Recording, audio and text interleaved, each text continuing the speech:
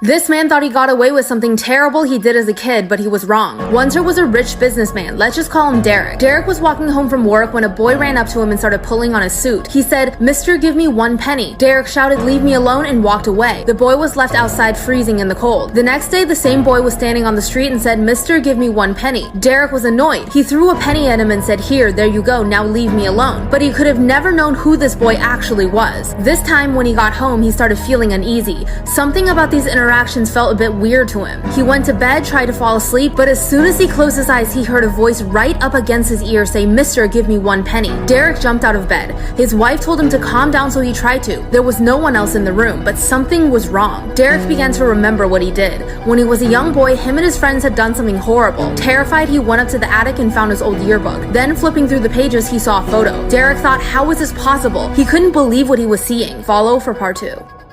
This man thought he got away with something terrible he did as a kid, but he was wrong. After Derek ignored the boy in the street asking him for 1 penny, he went home, but he always felt a bit strange about their interactions. Then he went into the attic and found his old yearbook. While flipping through, he found a photo that would haunt him forever. When he was younger, him and his friends were bullies, and they had done something unspeakable to a boy. After beating him, Derek and his friends threw him in the river without a second thought. The boy never showed up to class the next day, but Derek and his friends assumed that he moved away. How was it possible that the boy Derek bullied years ago was the same boy asking him for a penny in the street now? Even though Derek grew up to be a successful businessman, he held the yearbook in his hands, horrified at how his past had come back to haunt him. Within the next few days, Derek took out his life savings. He brought the bag of money out to the boy and said, "Here's every penny I have. Now please leave me alone." But the ghost boy just looked at him blankly. Then in an instant, his face turned into a terrifying smile. He said, "No, mister, that's not all," as the ghost boy reached into Derek's chest and pulled out his heart.